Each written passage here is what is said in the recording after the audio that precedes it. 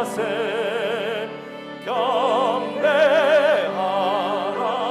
하늘의 천군과 천사 주님 앞에 영광을 돌리세. 모두 같이 우리를 지키시고 종일 꿈에 늘 안아주시니 찬양하라. 높으신 권세를 찬양 찬양 찬양 영원히 드리세. 찬양하라. 복되신 구세주 예수. 천사들아 즐겁게 찬양해. 구주 예수 영원히 다스리시니 연료하는 주 앞에 드리세. 구주 예수 세상을 이기시고 영광 중에 또 다시 오시리. 찬양하라. 높으신 권세를 찬양 찬양 찬양 영원히 드리세. 찬양하라. 높으신 권세를 찬양 찬양 찬양 영원히 드리세. 찬양하라 내 영혼아. 찬양하라 내 영혼아. 내 속에 있는 것들아 다 찬양하라. 찬양하라 내 영혼아. 찬양하라 내 영혼아.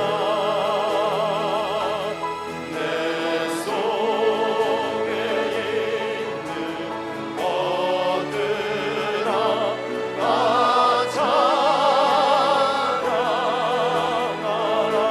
송축하라 송축하라 내 영혼아. 송축하라 내 영혼아. 내 속에 있는 것들아 다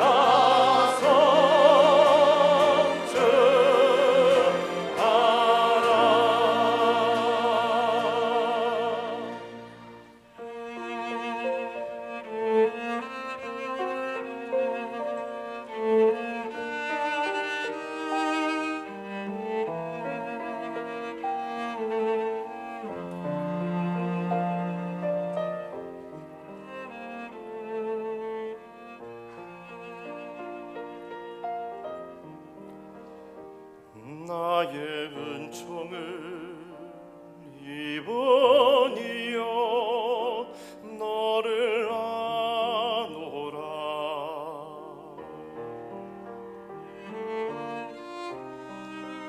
너의 이름을 내가 아노라. 나의 사랑을 아느니여 함께 가노라. 내가 지니 함께 가노라. 내가 너로 병쾌하며 나의 나의 모든 선함으로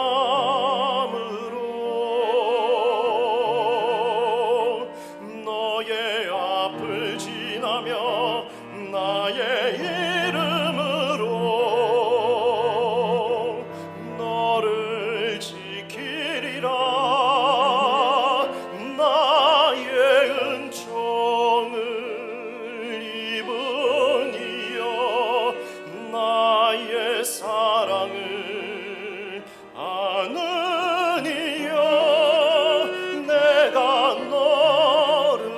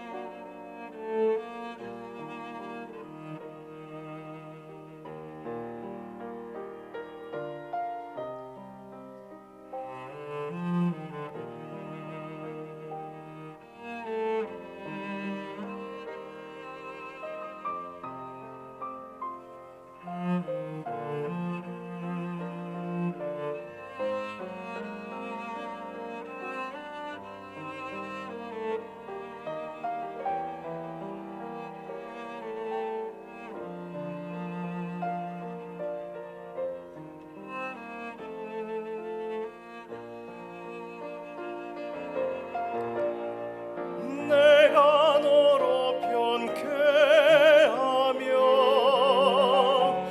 나의 모든 선함으로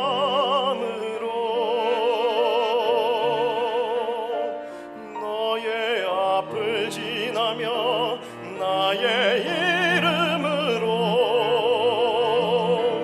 너를 지키리라. 나의 은총을 입은 이여 나의 사랑을 아는 이여 내가 너를 축복하노라.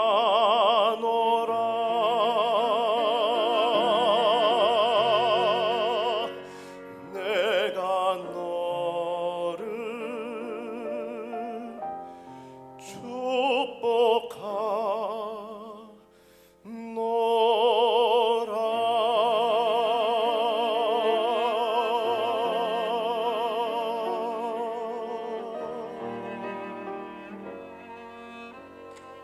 귀한 찬양 감사합니다.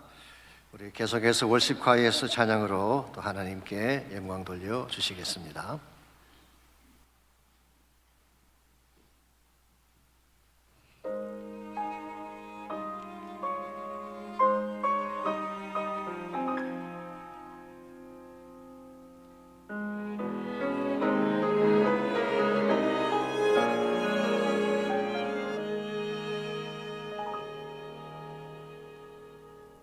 고난이라 생각하기 전에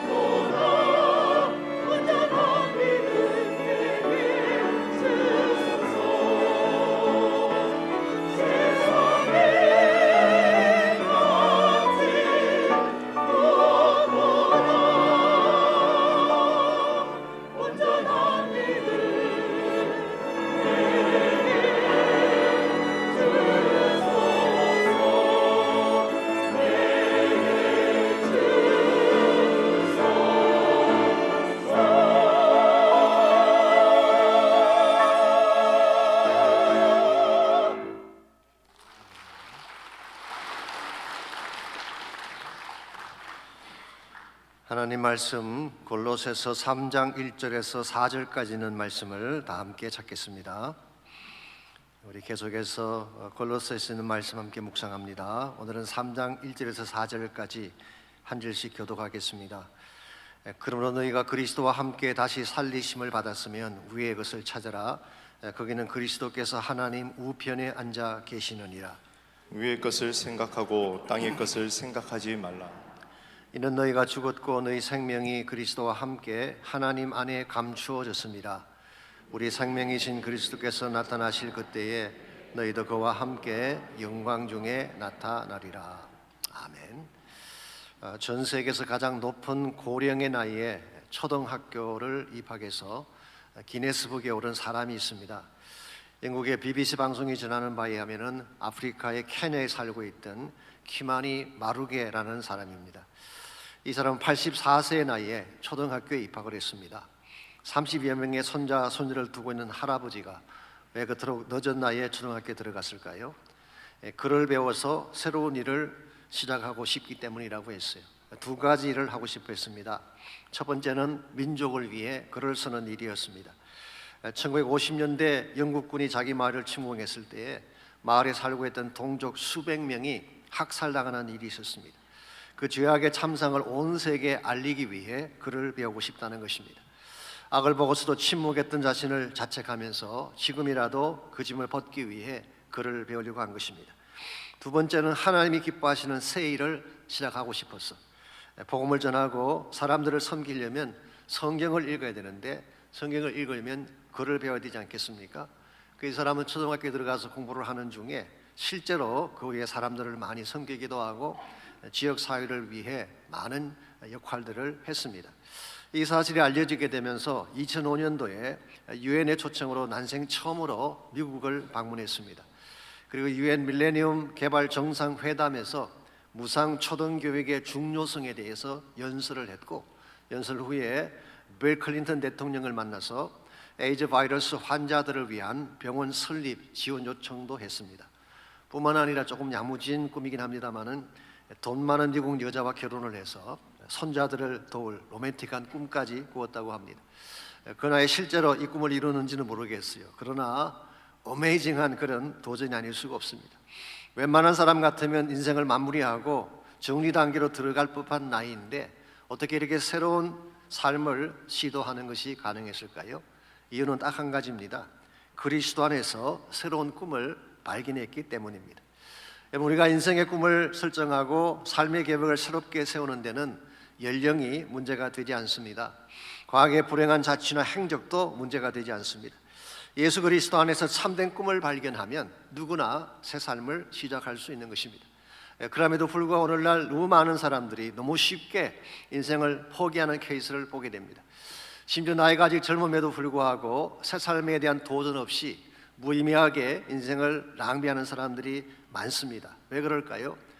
여러 가지 많은 이유가 있겠습니다만은 가장 중요한 것은 그 마음 중심에 생명력이 없기 때문에 그런 것입니다. 겉은 멀쩡해 보이고 외형은 그럴듯해 보이지만 그 심령 속에 생명의 불꽃이 꺼져 있으면 아무 일도 할 수가 없는 것입니다. 그러나 아무리 환경이 척박하고 나이가 많이 들어가도 심령 속에 그리스도가 살아계시고 참된 꿈이 불타고 있다면 연령에 상관없이 새 일을 시작할 수가 있습니다. 그래서 사도 바울은 고린도후서 4장 16절에서 이런 고백을 적고 있습니다.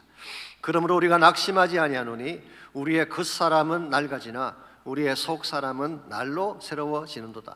이게 그러므로라는 말은 앞에서 설명해온 어떤 논조를 받는 말 아니겠습니까? 그래서 바로 앞에 11절을 가보게 되면 이런 말씀이 나옵니다. 예수의 생명이 또한 우리 죽을 육체에 나타나게 하려 함이라. 우리 몸 자체는 죽을 육체이고 낙후되어 가는 육체를 가지고 있지만 예수의 생명이 우리 안에 있기 때문에 만약 이것이 사실이라면 낙심할 이유가 없다, 그런 뜻이에요. 뉴 리빙 트랜스레이션이 이렇게 번역을 해놓았어요. That's why we never give up. 이것을 우리가 포기하지 않아야 되는 이유다, 그렇게 해석을 했습니다. 우리의 그 사람이라고 하는 것은 시간이 지나면 낡아질 수밖에 없습니다. 저를 봐도 예전 같지 않잖아요. 많이 사갔어요. 그렇다고 또 동의하시는 건 또 뭡니까? 우리 겉모양은 이와 같이 나아질 수밖에 없고 후패해질 수밖에 없지만 우리의 속사람, 예수 만난 참 속사람, 부활의 주님과 함께 사는 inner person은 날마다 새로워진다. Being renewed day by day. 매일매일 새로워질 수 있다는 것입니다. 이게 사실 우리 모두가 가지고 있는 부활의 능력이면서 생명을 가진 사람의 특징이라고 할 수가 있습니다. 우리의 육체가 쇠퇴해져 가고 우리 삶의 터전이 척박해져 가도 내 마음의 중심에 부활하신 예수님이 살아계신다면 우리는 생기를 갖고 일어설 수가 있는 것입니다. 어떠한 여건에도 불구하고 새롭게 도전할 수가 있고 새로운 꿈을 꾸며 날마다 새 일을 만들어가는 것이 가능한 것입니다. 이런 의미에서 정말 여러분과 저의 마음속에 부활하신 예수님이 살아계신다면 우리의 삶도 새로워져야 되지 않겠습니까? 오늘 여러분의 삶은 어떤지 모르겠어요. 날마다 새로운 꿈을 꾸고 새 일을 시도하며 사시는지요? 아니면은 세상 따라 환경 따라 떠내려가며 아무런 의미 없이 인생을 소비하고 계시는지요? 하나님께서 기뻐하시는 크리스찬 삶의 본질은 날마다 새로운 것을 추구하는 것입니다. 성경이 말씀하고 있는 진정한 크리스찬 삶이 새 삶에 대한 것이라고 한다면 이제는 우리 모두가 그렇게 살아내야 되지 않겠습니까? 어떻게 하면 주어진 여건이나 상황에 상관하지 아니하고 날마다 새 삶을 살아감으로써 하나님께 영광을 돌릴 수 있을지 오늘 주신 본문을 중심으로 그것을 함께 나눠보려고 합니다. 오늘 같이 읽은 본문에 보시면 크리스찬 삶에서 반드시 일어나야 할 새로운 변화에 대한 말씀이 기록이 되어 있습니다.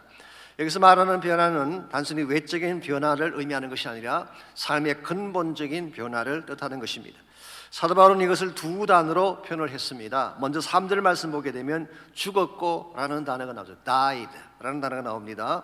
또 하나는 1절 말씀에 나오는 다시 살리심을 받았다. raised. 그래서 죽었다는 말과 다시 살게 됐다는 이 두 단어가 크리스찬 삶의 본질을 설명해 주는 것입니다. 여러분과 저의 옛 삶은 죽었어요.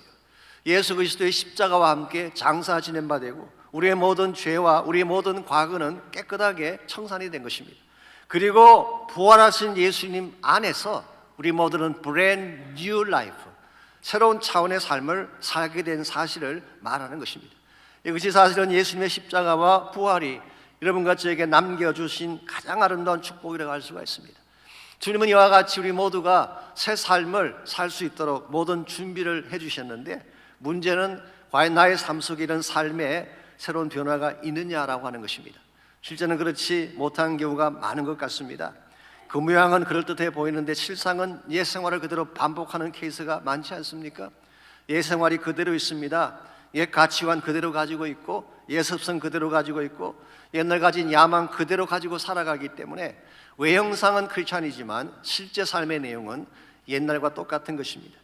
언젠가 이정진 목사님께서 이렇게 설교하시는 중에 이런 말씀을 하신 적이 있어요.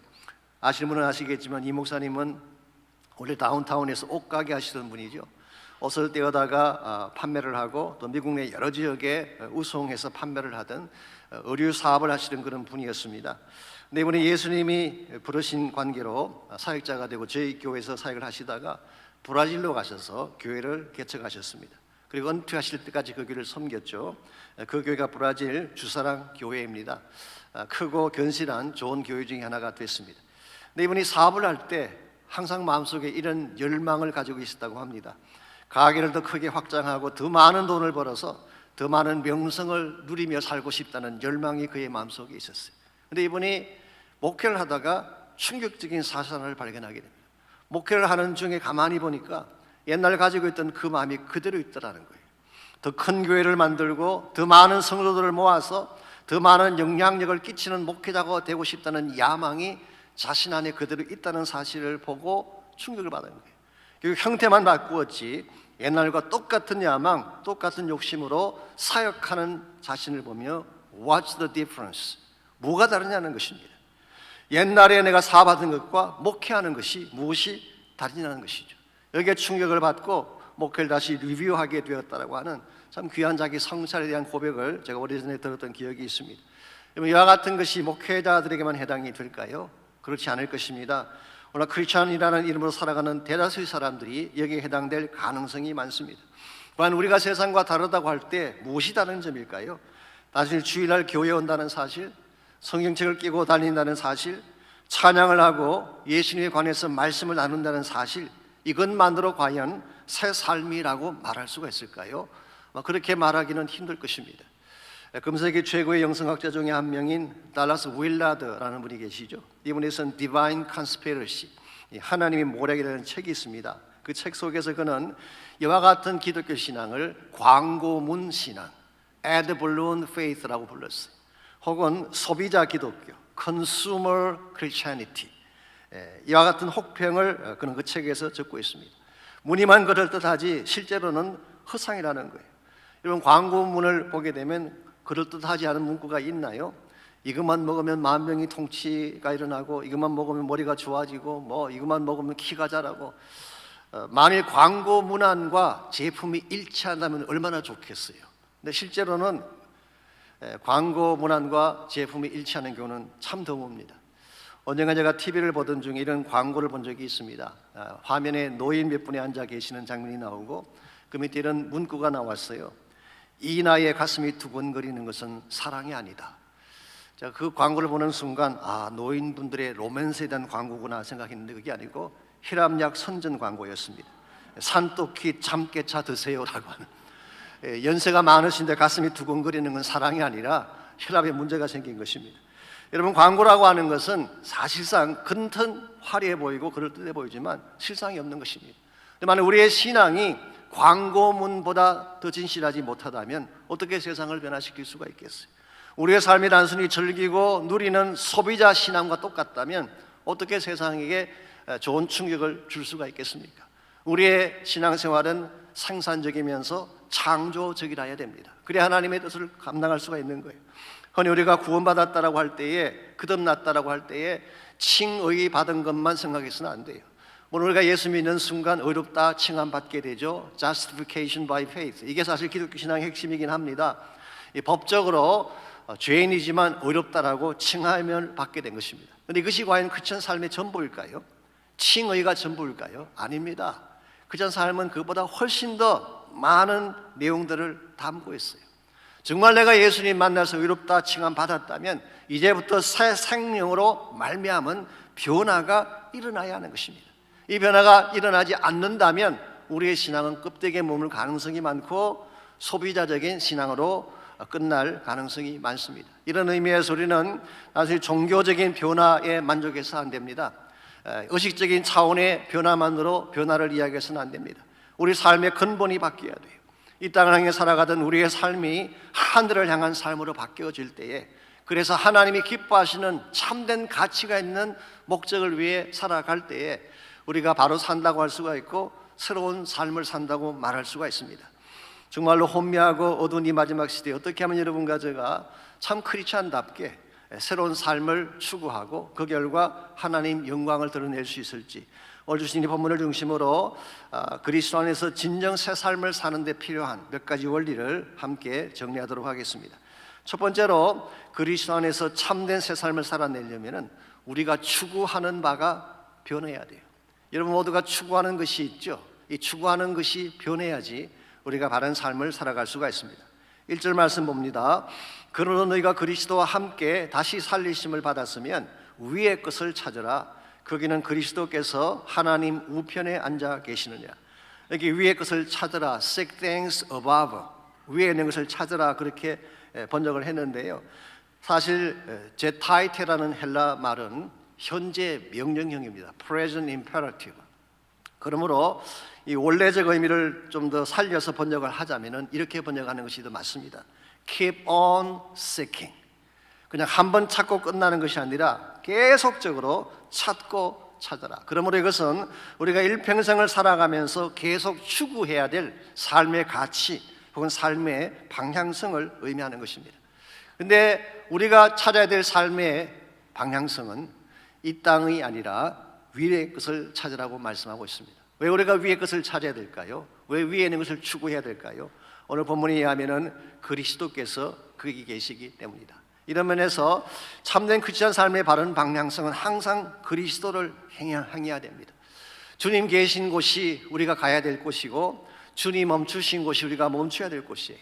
주님이 걸어가신 그 길이 우리 모두가 걸어가야 될 길이고, 주님이 가치 있게 생각하는 것을 우리 모두가 추구해 가야지 바른 크리스찬으로 살 수가 있는 거예요. 사실 오늘 본문을 기록하고 있는 사도 바울 자체가 한때는 세상적 영광을 추구했던 대표적 인물 아니었습니까? 그는 일찍이 예루살렘에 유학을 가서 가말리엘 문화에서 직접 율법을 공부했습니다. 길리아성 다소에서 헬라 철학을 배우고 논리적인 학문을 다양하게 공부를 했습니다. 뿐만 아니라 바리새인으로서 일찍이 종교 귀족이 됐어요. 유대 종교 핵심부에 들어가서 수단 방법 가리지 않고 크리스찬들을 박해하지 않았습니까? 왜 그 당시 사울이 크리스찬들을 박했는지 아시죠? 그것이 그 당시로서는 출세의 지름길이었어요. 그래서 그는 모든 것을 다 동원해서 교회를 핍박하고 크리스찬들을 박해한 것입니다. 그래서 많은 성경학자들은 maybe 이 사울이 산헤드린 공의회의 회원이 있을 가능성이 많다, 그렇게 추측을 하고 있습니다. 권세가 너무나 막강했고 유대교에 미치는 영향이 컸기 때문이죠. 쉽게 말하면 그 당시 유대 사회에서 가장 앞서가던, 가장 성공적인 삶을 추구하던 장본인이 바울인데, 그가 예수 그리스도를 만난 후에 어떻게 됐나요? 빌립보서 3장 8절은 이렇게 고백하고 있습니다. 그를 위하여 모든 것을 잃어버리고 배설물로 여김은 그리스도를 얻고 그 안에서 발견되려 함이라. 여기서 우리는 바울의 가치 선언이라고 부릅니다. 지금까지 추구했던 세상적인 모든 영광을 배설물같이 버리고 그리스도를 최대 가치로 삼았기 때문이죠. 여러분과의 삶이 진정한 차원에서 변화가 일어나려면 가치관이 바뀌어야 돼요. 가치가 바뀌지 아니하면 아무리 외형적인 시도를 많이 해도 실제로는 변화가 일어나지 않습니다. 예를 들어서 노는 것이 가치인 아이에게 부모들이 아무리 공부하라고 외쳐도 공부하지 않습니다. 부모들이 볼 때는 공부하는 척하지만 부모들의 시야만 벗어나면 금방 노는 쪽으로 달려가는 것입니다. 여러분들 누가 선교하는지 아십니까? 선교가 가치인 사람이 선교를 합니다. 여러분 절에 휴가 갈 곳이 얼마나 많아요. 얼마나 스케줄 잡아서 놀 것들이 많습니까? 그럼에도 불구하고 선교를 가는 이유가 뭔지 아십니까? 선교와 복음이 최대 가치이기 때문에 가는 것입니다. 이번에 6개 단기 선교팀이 갑니다마는 다 그래서 선교 가치인 줄 믿습니다. 선교가 가치가 아니면 갈 수가 없어요. 거기에 헌신할 수가 없는 것입니다. 기도도 마찬가지입니다. 누가 기도하는지 아십니까? 기도가 가치인 사람이 기도합니다. 참된 기도의 가치를 아는 사람은 기도 모임을 중단한다 그런 화를 내서요. 기도만큼 중요한 것이 없기 때문에. 예배도 마찬가지, 말씀 공부도 마찬가지입니다. 누가 예배를 사모하는지 아십니까? 예배가 가치인 사람. 누가 말씀을 사모하는지 아십니까? 하나님 말씀이 가치인 사람. 이와 같은 사람은 어떤 많은 일들이 있고 분주한 일이 있어도 먼저 예배부터 드리고 말씀의 귀를 기울이는 삶을 살게 됩니다. 마찬가지 원리로 예수 그리스도가 최대의 가치가 되면 예수님 자체를 기뻐하게 되는 거예요. 그분과의 만남이 최대 가치가 되고 그분을 만나는 것이 가장 소중한 인생 과제가 되는 것입니다. 뿐만 아니라 예수 그리스도가 나의 진정한 가치가 되면 나의 길이 아니라 그분의 가신 길이 내 인생의 목표가 되는 거예요. 나의 야망이 아니라 그분이 기뻐하시는 십자가의 길이 내가 달려가야 될 길이라고 고백을 하고 그 길을 추구하며 살게 되는 것입니다. 여러분께서 잘 아시는 한국의 고등학교 중에 거창고등학교라고 있죠. 원래 이 학교는 전영창이라는 선생님이 대학교 부총장직을 사양을 하고 경남 거창 시골로 내려가서 거의 문 닫을 지경이 된 학교 하나를 인수해서 세운 기독교 고등학교입니다. 학교 교훈이 빛과 소금, 여호와를 경외하는 것이 지식의 근본이다. 이게 학교의 교훈입니다. 그리고 여러분 잘 아시는 바처럼 그 학교 강당에는요 직업 선택의 10계명이라고 하는 글귀가 서 있습니다. 이것은 고 정영창 교장 선생님이 1953년도에 이 학교에 부임했을 때 직접 쓰신 것으로 알려져 있습니다. 그중에 몇 가지만 소개해드리자면요, 제1계명 보수가 적은 쪽을 택해라. 제2계명 내가 원하는 곳이 아니라 나를 필요로 하는 곳을 택하라. 4계명 모든 조건이 갖추어진 곳을 피하고 처음부터 시작해야 되는 황무지를 택하라. 8계명 한가운데가 아니라 가장자리로 가라. 9계명 부모나 아내나 약혼자가 결사 반대하는 곳이면 틀림없다. 10계명 왕관이 아니라 단두대가 기다리고 있는 곳으로 가라. 참 귀한 교훈이 아닐 수가 없죠. 이와 같은 계명을 한마디로 요약하면 뭐라고 요약할 수가 있을까요? 저는 그것이 십자가의 길이라고 생각합니다.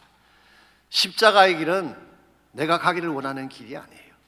내가 원해서 가는 길이 아니라 하나님이 기뻐하시기 때문에 가는 길이에요.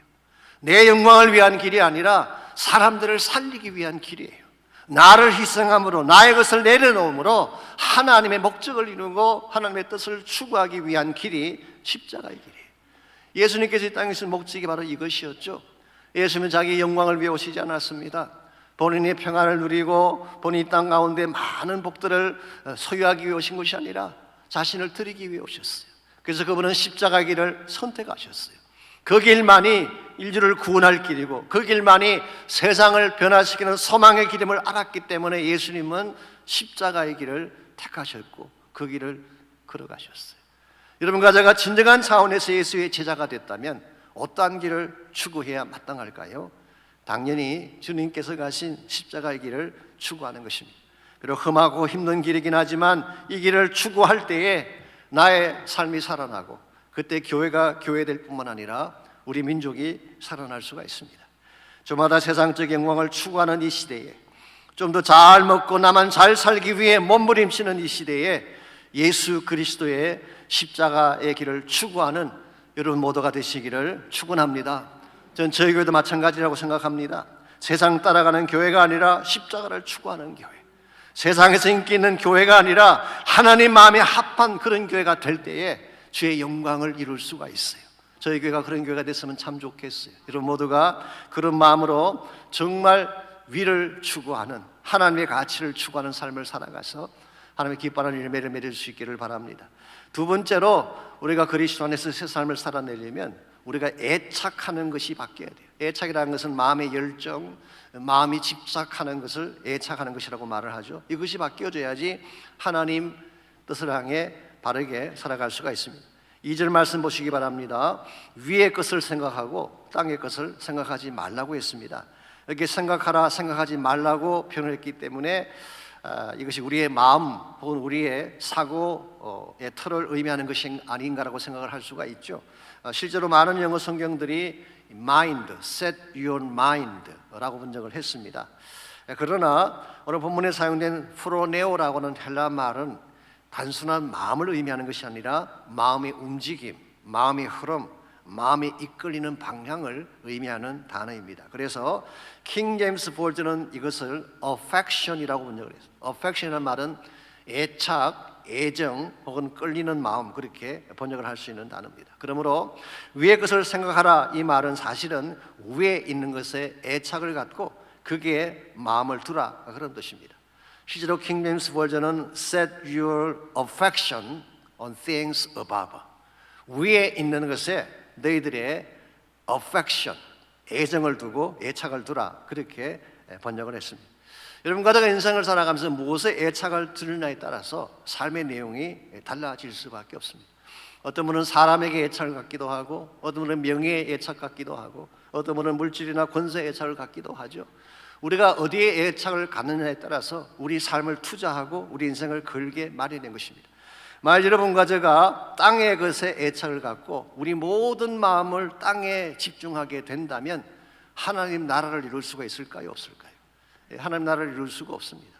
땅에 내 마음이 묶여 있기 때문에, 내 마음의 모든 방향이 땅을 향하고 있기 때문에 천국의 소망을 향해 나아갈 수가 없는 것입니다. 그래서 우리가 세상에 애착을 두는 만큼 하나님의 나라로부터는 멀어지는 삶을 살 수밖에 없어요. 사실은 구약 성경에 나오는 이스라엘 백성들, 출애굽한 이후에 40년 광야를 헤매했던 이스라엘 백성들의 그 실패 원인이 여기에 있습니다. 우리가 아는 것처럼 그들은 분명히 애굽을 나왔어요. 출애굽을 했습니다. 피지컬리 애굽을 나왔어요. 지정학적으로 분명히 애굽 지경을 벗어났습니다. 그런데 그들의 마음은 스틸 애굽에 가 있었어요. 그래서 애굽에서 살았던 삶의 패턴에 애착을 갖고 있고, 거기서 먹었던 음식들, 애굽의 식탁에 애착을 두고 있고, 애굽에서 보았던 화려한 세상에 애착을 두고 있었기 때문에 그들은 애굽을 떠나왔지만 실제로는 애굽을 떠나지 못한 거예요. 그래서 틈만 나면 다시 돌아가자고 말한 것입니다. 조그만 삶이 불편하든지 힘만 들면 원망하며 돌아가자고 외쳤어요. 심지어 하나님께서 약속의 땅 가나안, 젖과 꿀이 흐르는 그 가나안 땅을 12명의 정탐꾼들에게 보여주셨음에도 불구하고 그들은 still 돌아가자고 외쳤습니다. 왜 그랬을까요? 애굽에 대한 애착을 버리지 못해서 그런 것입니다. 이런 면에서 애착이라는 것은 참 무서운 것입니다. 오늘 여러분과 제 마음이, 내 마음의 열정이, 내 마음의 사랑이 어디를 향하느냐에 따라서 여러분 인생을 투자할 수밖에 없습니다. 세상을 사랑하는 마음이 꽉 차 있으면 하나님을 사랑할 수가 없죠. 이 세상의 것들에 애착 갖고 내 인생을 바치게 된다면 하나님 나라 일을 위해 우리 인생을 투자할 수가 없습니다. 이런 면에서 참된 차원의 변화가 일어나려면 여러분과 제가 바른 것에 affection, 애착을 가져야 되는 것입니다. 하나님 말씀에 애착을 가지시기 바랍니다. 생명을 구원하는 일에 애착 가지시기 바랍니다. 기도하며 섬기는 삶에 애착을 가지고 참된 섬김을 실천하시기 바랍니다. 그렇게 하면은 여러분을 통해 하나님이 일하기 시작해요.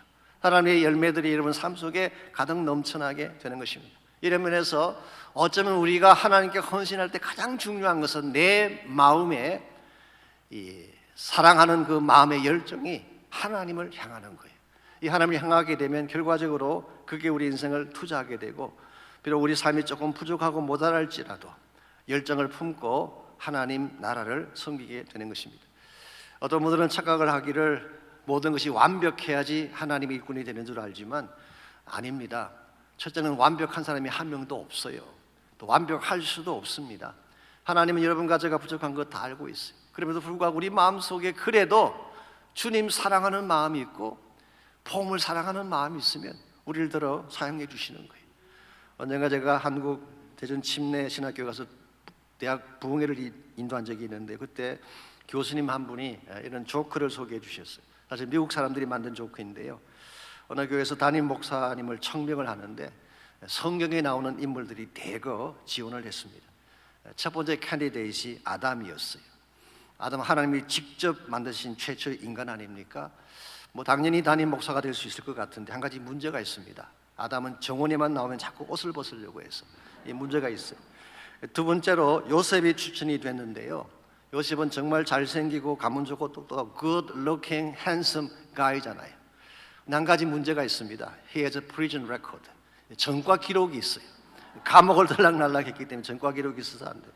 세 번째로 침례요한이 추천이 됐는데요, 뭐 얼마나 메시지가 스트롱하고 거룩하고 경건합니까? 그런데 이 장발에다가 봄, 여름, 가을, 겨울 가리지 않고 약대 옷만 입고 다니는 이 패션 감각이 너무 떨어진다고 해서 결국 추천해서 떨어졌습니다. 네 번째로 바울이 추천됐는데요, 다 좋은데 설교를 너무 길게 했어.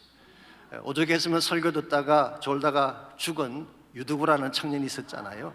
설교가 길기 때문에 안 됐어요. 그래서 할 수 없이 예수님이 마지막으로 추천이 됐는데 예수님도 안 됐어요. 아직 싱글이라는 이유 때문에. 그래서 누구를 하냐 고민하던 그 교회가 결국 베드로를 뽑았다고 합니다. 왜 베드로를 뽑았느냐? 허물도 많고 실수도 많지만 그래도 주님 사랑하는 마음이 남달랐다는 한 가지 이유 때문에. 여러분 아시는 대로 요한복음 21장에 보게 되면 그가 실패하고 실수했을 때에 내가 주를 사랑하는 줄 주님이 아십니다. You know that I love you. 3번씩이나 반복해 고백했던 베드로. 허물이 많았지만 부족했지만 주님을 사랑하고 하나님을 사랑하는 자가 결국 하나님 나라 일을 하는 것입니다. 여러분의 마음속에 주님에 대한 사랑이 혹시 식어 있다면 그 사랑이 다시 회복되게 달라고 기도하시기 바랍니다. 주를 향한 나의 열정이 회복되어지고 affection이 회복되어지면 주님 일하는 게 힘들지 않아요.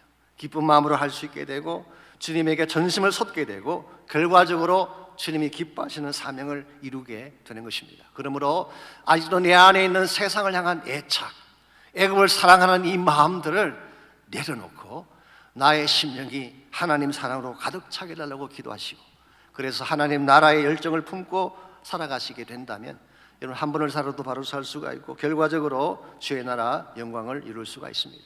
이와 같이 우리가 그리스도 안에서 진정한 차원에서 새 삶을 살기를 원한다면 추구하는 가치가 바뀌어야 돼요. 예수 그리스도를 최고의 가치로 삼고 주님이 있는 곳을 향해 가야 됩니다. 두 번째는 마음의 열정이 바른 곳을 향해야 됩니다. 세상이 아니라 하나님과 그리스도에게 우리 마음의 애착을 둘 때에 주님이 기뻐하시는 일을 해낼 수가 있습니다. 마지막 세 번째로 우리가 그리스도 안에서 참된 새 삶을 살아내려면 우리의 전망하는 것이 바뀌어야 돼요. 이 전망한다는 것은 우리의 시각, 우리 안목을 말하는 것이죠. 영어로 perspective.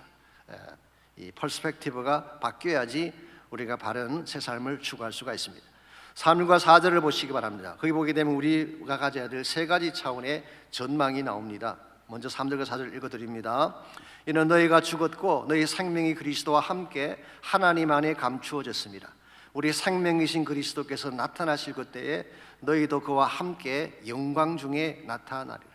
제일 첫 번째가 자신에 대한 전망이에요. 우리의 옛자아는 죽었다라고 했습니다. 여러분 십자가와 함께 여러분의 옛자아는 처리가 됐어요. 우리 과거는 다 청산이 된 것입니다. 그리고 나서 너희 생명, 여기서 말하는 너희 생명이 바로 우리의 real life를 말합니다. 그래서 New Living Translation은 your real life, 너의 진짜 자아가 하나님 안에 감추어져 있다, 그렇게 말하고 있습니다. 이 말의 내용은 이런 뜻입니다. 우리가 예수님을 믿는 순간 예수의 보배로운 피로 죄 사함 받고 구원받게 됐어요. 그래서 우리 옛자는 청산된 겁니다.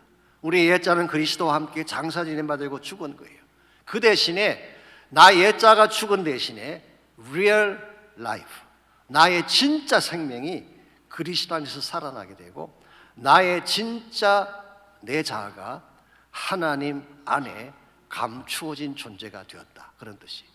이 하나님의 감추어진 존재가 되었다고 하는 것은 이런 뜻입니다. 하나님이 우리를 너무 소중히 여기셔서 마치 보배같이 하나님 안에 품으시고 우리를 지키신다, 그런 뜻이에요. 이런 측면에서 생각해 보면 여러분 한 분 한 분은 참 존귀한 분들이에요. 함부로 굴려도 괜찮을 인생이 아닙니다. 여러분이 그리스도 안에서 나에 대한 이 전망이 바로 돼야지 건강한 영적 삶을 살 수 있는 거예요. 구원받았음에도 불구하고 아직도 이 사실을 알지 못하고 내가 얼마나 하나님 안에서 보배 같은 존재가 되는지를 알지 못하게 되면 인생을 함부로 서게 되고 함부로 굴릴 수밖에 없는 것입니다. 한 번은 교도소사에 가시는 전도자 한 분이 이런 일화를 소개하신 적이 있습니다. 아시는 대로 교도소 안에 있는 분들은 대다수가 자존감이 낮지 않습니까? 사회에서 버림받고 죄짓고 체포되어 감옥에 들어온 사람이기 때문에 자존감이 있을 리가 만무합니다. 그래서 웬만한 말을 해도 먹혀 들어가지가 않아요. 복음에 대한 이야기를 하고 사랑에 대한 얘기를 해도 냉랭한 가슴을 열지를 않습니다. 그래서 여러 가지 시도를 해도 마음이 열리지 않게 되자 이 전도자가 100불짜리 지폐 한 장을 끄집어냈어요. 그리고 물었어요. 이게 얼마짜리입니까? 물었더니 100불짜리래요. 그 다음에 그 지폐를 구긴 후에 땅바닥에 떨어뜨리고 침을 뱉고 발로 막 짓밟았어요. 그랬더니 그 지폐가 구겨지고 더럽힌 모습이 되지 않겠습니까? 그 지폐를 다시 손에 들고 물었어요. 이제는 얼마짜리입니까? 물었더니 여전히 100불짜리라고 합니다. 그때 사역자가 말을 하죠. 맞습니다. 땅에 떨어진 지폐가 아무리 짓밟히고 더럽혀져도 고유한 가치는 변함이 없는 것처럼 여러분의 가치도 마찬가지입니다. 여러분이 비록 죄로 말미암아 더럽혀지고 사람들의 발에 짓밟혀서 초라한 존재가 되었는지 모르지만 그러나 그리스도 안에서 여러분의 고유한 가치는 여전히 소중한 것입니다 라고 이야기했을 때 많은 그 제수자들이 마음의 문을 열고 구원의 초청함에 나왔다고 하는 그런 일화가 있습니다. 여러분과 제가 그리스도 안에서 내 자아를 바르게 발견해야 돼요. 내가 누구인지를 바로 볼 수 있어야지 하나님의 뜻을 바르게 행해갈 수가 있는 것입니다. 두 번째는 그리스도에 대한 전망이 바로 돼야 됩니다. 그리스도가 어떤 분인가를 바로 알아야 되는데요, 오늘 본문은 그리스도께서 나타나실 그때라는 표현이 나옵니다. 이 때가 언제를 말하는 것일까요? 이것은 주님이 다시 오실 재림의 때를 말하는 것입니다. 예수님은 다시 오십니다. 그리고 다시 오실 때는 영광 중에 왕 중에 왕으로 오실 거예요. 오늘 우리의 삶이 바르게 되려면은 이 예수님이 언젠가 다시 오신다는 것을 확신할 때, 그때 우리 바른 삶을 살 수가 있는 것입니다. 우리가 보고 있는 이 세상은 영원한 세상이 아닙니다. 인간이 세워둔 바벨탑이 아무리 높고 찬란해 보여도 결코 영원히 가지 않습니다. 주님 다시 오시는 그날 이 세상의 바벨탑은 다 무너질 거예요. 그리고 하나님이 세우시는 새 하늘과 새 땅이 열리게 될 줄 믿습니다. 이게 그리스도의 오심이에요.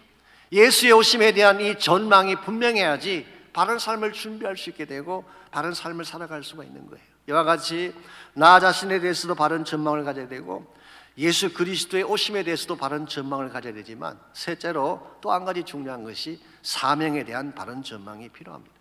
정말 주님이 다시 오시는 것이 사실이라면, 그리고 주님이 다시 오실 때 그 영광 중에 우리 모두가 그 앞에 나타나게 되는 것이 사실이라고 한다면, 우리가 주님 오시는 그날까지 해야 될 일이 있다는 거예요.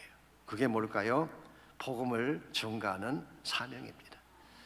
언제 오실지 모르지만 주님 오시는 그날까지 내 삶이 존재하는 한, 이 땅에 사는 동안에 우리 모두가 마땅히 해야 될 가장 소중한 사명, 이건 복음 전거의 사명이고 선교의 사명입니다. 이게 분명할 때 여러분 바른 삶을 선택할 수 있게 되고 바른 방향을 향해 나아갈 수가 있게 되는 것입니다. 이 세상에 존재하는 모든 것들 가운데 영원한 것은 아무것도 없습니다. 사람도 변하고 환경도 변하고 이 땅의 모든 영광도 언젠가 때가 되면 다 사라지는 것입니다. 그러므로 사랑하는 형제자매 여러분, 이 세상에 마음 빼앗기지 마십시오. 이 세상 여러분의 인생을 걸지 마세요. 이 세상은 절대로 우리 인생을 책임질 수가 없습니다. 진정한 행복, 진정한 축복은 오직 그리스도 안에만 있습니다. 그분 안에 참 생명이 있고 그분 안에 참 소망이 있습니다. 여러분과 제가 아무리 우리가 힘든 가운데 살아간다고 할지라도 그 예수 그리스도 안에 나의 모든 것을 걸고 그분과 함께 부르심의 소망을 향해 달려가게 된다면 우리는 반드시 승리할 수 있고 하나님이 기뻐하는 좋은 열매를 맺으며 살아갈 수가 있습니다. 우리 여러분의 인생 가운데에 주님이 함께 하심을 믿으시나요? 세상은 우리와 함께 가지 않습니다. 속지 마십시오. 여러분이 어디를 가든지 함께 동행하실 분은 예수님 한 분밖에 없어요. 우리의 마음을 누가 아실까요? 우리 마음을 진짜 아시는 분은 예수님 한 분밖에 없습니다. 우리 인생길 때도 고단하기도 하고 아픔이 주어지기도 하고 때로는 마주할 세상에 대한 두려움 때문에 근심하며 염려하며 힘들어할 때가 있을지 모르지만 주님이 우리의 마음을 아십니다. 주님이 우리를 도와주십니다. 그분과 함께 달려가기만 한다면 우리는 반드시 승리할 수 있고 영광 가운데 살아갈 수가 있어요. 그러므로 이 시간 세상을 바라보며 여러분 마음을 두지 마시고 마음의 눈을 들어 주를 바라보시고 다시 오실 영광의 주님을 사모하시기 바라고, 나에게 주어진 사명이 무엇인지를 바로 깨닫고 주어진 내 삶의 시간 속에서 주의 뜻 알게 해주십시오라는 기도로 여러분의 삶을 헌신하실 수 있기를 바랍니다. 고단한 인생길 힘겨운 오늘도 예수 내 마음 아시네. 지나간 아픔도 마주할 세상도 예수 내 마음 아시네. 다시 한번 고백하겠습니다. 고단한 인생길 힘겨운 오늘도 예수 내 마음 아시네. 지나간 아픔도 마주할 세상도 예수 내 마음 아시네. 믿음의 눈 들어 주를 보니 이 또한 지나가리라. 주어진 내 삶의 시간 속에 주의 뜻 알게 하소서. 믿음의 눈 들어 주를 보니 이 또한 지나가리라. 주어진 내 삶의 시간 속에 주의 뜻 알게 우리 다 일어나서 찬양합니다. 하루를 살아도 하루를 살아도 기쁨으로 가리 예수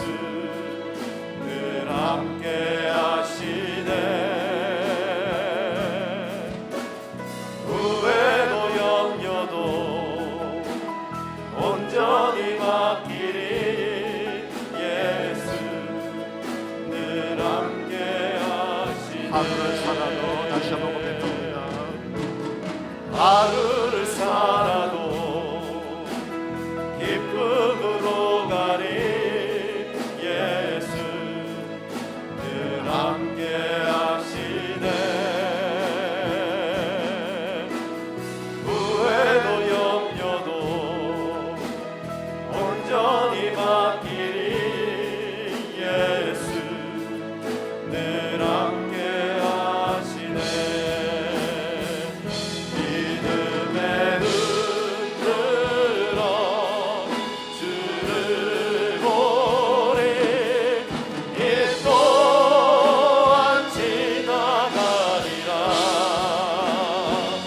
주어진 내 삶의 시간 속에 주의 뜻 알게 하소서 믿음의 눈 들어 주를 보니 이 또한 지나가리라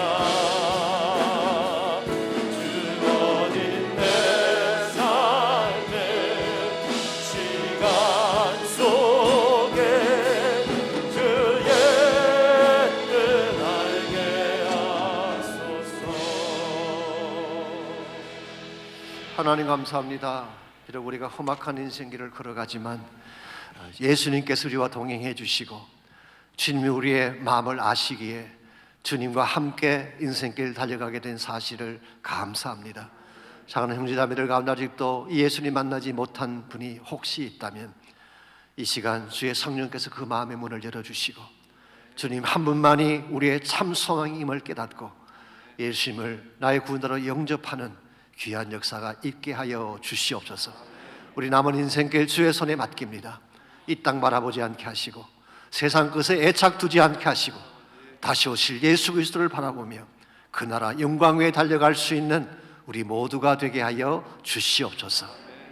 이제는 우리 구주 예수 그리스도의 은혜와 하나님 아버지의 무한하신 사랑과 성령님의 충만한 임재하심이 예배를 마치고 돌아가는 모든 사랑하는 주의 백성 한 분 한 분에게 가정과 삶의 터전과 자녀들과 자손들 위해 이제로부터 항상 함께 하시기를 살아계신 예수님의 이름으로 간절히 축원하옵나이다.